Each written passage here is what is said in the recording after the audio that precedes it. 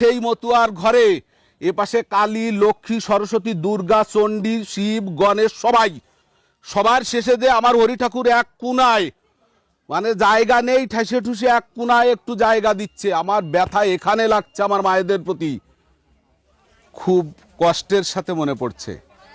আমরা সকলেই মতুয়া আন্দোলনের জন্য আমরা আজ মালা পরে, গলায় মালা দিয়ে, ওড়াকান্দির সেই ডাঙ্কা কাশি বাজিয়ে চলে যাচ্ছি। কিন্তু ভিতরে এসে সে বাড়ি এসেই একজন ব্রাহ্মণ ডেকে দীক্ষা নিচ্ছে। সে মন্ত্র নিচ্ছে, কানে ছোট ছোট করে বলছে, ক্লিং শ্রিং দ্রিং ওয়িং রাধাকৃষ্ণায় গোবিন্দায় গোপীনাথায় বল্লভায় সাহা। 4 যুগ পরে এসে সত্য ত্রেতা দাপর কলির সায়ান্নে এসে দাঁড়িয়ে হরি ঠাকুর যে মহামন্ত্রের বীজ আপনাকে দিয়ে গেলেন উন্মুক্ত করে, সেই মন্ত্রটিকে আপনি আবারও কানে দিলেন। যেখান থেকে আপনাকে বের করে নিয়ে আসলেও সামাজিক ইতিহাসকে অস্বীকার করা যায় না। আমরা এখন যে জায়গায় দাঁড়িয়েছি এই সামাজিক ইতিহাসকে অস্বীকার করতে পারি না। যে মায়েদের উপরে নির্ভর করছে আমার এই ধর্মের ভবিষ্যৎ, আমার সেই মায়েরা, বড় দুঃখের সাথে জানাচ্ছি, আমার সেই মায়েরা ঘরে, আমি যে দেখি প্রত্যেক ঘরে, আমি কিন্তু ঘরে ঘরে মতুয়া ধর্ম প্রচারের উদ্দেশ্যে যাই।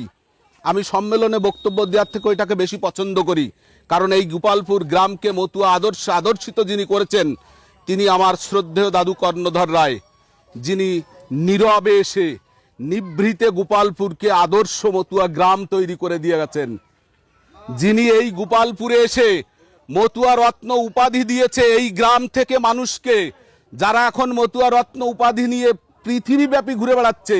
এই সেই গোপালপুর যেখানে বিশুদ্ধ মতুয়ার জন্ম দিয়েছেন। সেইখানে দাঁড়িয়ে বলছি যে আজ কষ্ট লাগছে যে আমার সেই মতুয়ার ঘরে এপাশে কালী, লক্ষ্মী, সরস্বতী, দুর্গা, চণ্ডী, শিব, গণেশ সবার শেষে যে আমার হরি ঠাকুর এক কোনায়, মানে জায়গা নেই, ঠেসে ঠুসে এক কোনায় একটু জায়গা দিচ্ছে। আমার ব্যথা এখানে লাগছে, আমার মায়েদের প্রতি। যে কারণে আজ বলছি যে আপনাকে এখান থেকে একটু বেরিয়ে আসতে হবে।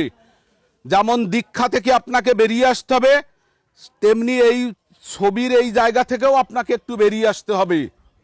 এখানে স্মরণ সভায় দাঁড়িয়ে তার আত্মার যেমন শান্তি কামনা করতে এসেছি, আমি এখানে দাঁড়িয়ে আমার যারা পরিচালক মহোদয়রা আছেন তাদেরকেও আমি জানাতে এসেছি যে আপনাদেরকে একটু নিচে নামতে হবে। হরি ঠাকুর বলেছিলেন যে অতি নিচে না নামিলে কিসের অবতার। আপনাদেরকেও একটু নিচে নেমে মতুয়া সমাজ দিতে হবে, তা না হলে আমার এই হরি ঠাকুরের ধর্ম রসাতলেই যাবে। ব্রাহ্মণ্যবাদ আপনার পিছনে সবসময় লেলিহান শিকার মতো লেগে আছে। আপনার প্রতিশিরায় কোথায় আঘাত করলে আপনাকে ঘায়েল করা যায়, ঠিক সেই জায়গাটায় তারা ব্যস্ত আছে। এখান থেকে আপনাকে আবারও সুতীক্ষ্ণ বুদ্ধি দিয়ে আমার মানুষকে বের করে আনতে হবে। আমার বড় ব্যথা লাগে যে বাবা কোটকে ধুতি পরে কাছা দিয়ে সারা দিন রাত পরিশ্রম করে সন্তানকে বিশ্ববিদ্যালয় থেকে পাশ করায় আনছে, সেই ছেলে বিশ্ববিদ্যালয় থেকে বেরিয়ে এসে চাকরি নিয়েই কৃষ্ণ মন্ত্রে দীক্ষা নিচ্ছে। যার বাবা একটা আচার মালা গলায় দিয়ে ঘুরে বেড়াচ্ছে, বাবার পরিচয় দিতে অস্বীকার করছে সে। এটাই আমার সমাজের বাস্তবতা। এইখানে আঘাত করার জন্য আমি আপনাদেরকে অনুরোধ করব, যত কথা এখানে বলেছেন হাজার শাস্ত্র পড়ে বলেছেন, কিন্তু আমার কথায় একটাই, আমার গ্রন্থ একটা হরি লীলামৃত, আমার ধর্ম একটা সেটা মতুয়া, আমার প্রচার একটা সেটা মতুয়া। আমার যদি কেউ একজন আমার ধর্মে দীক্ষিত হতে আসে আমি তাকে স্বাগত জানানোর জন্য এসেছি। আমার কথায় একটাই, জয় হরি বল। আমার আপনাদের কাছে অনুরোধ, নমস্কার বলতে হয়, আপনি নমস্কার না বলে আপনি একটু আপনার ভাষায় বলুন জয় হরি বল। কথাটা একটু বলেই দেখুন যে আপনার কতটা শান্তি লাগে। প্রথমে একটু কষ্ট লাগলেও শান্তিটা আপনার লাগবে, সে যেই হোক না কেন। আপনি আপনার ভাষায় উত্তরটা দেন। আমার আন্দোলনটা এখানে, আমার আন্দোলনটা ওই খেটে খাওয়া মানুষটিকে একটু বুঝাতেই হবে আমাকে, কারণ ও তো কিছুই জানে না। ও তো জানে প্রতিদিন ডাঙ্কা বাজাতে হবে আর মাতাম দিতে হবে আর দুটো খিচুড়ি খেয়ে বাড়ি চলে আসতে হবে। আমার ধর্ম প্রচারিত হতে পারে নাই ঝিনাইদহে, আমার ধর্ম পাবনায় যায় নাই, আমার ধর্ম ওই রাজশাহীতে যায় নাই। এক দুইজন যারা জন্ম নিচ্ছে তারা ওই সেই একজনই থেকে যাচ্ছে। ধর্ম তোমার একটা, সেটা মতুয়া, তাকে হৃদয়ে ধারণ করো আর একজনকে ধারণ করতে সাহায্য করো। জয় হরি বল।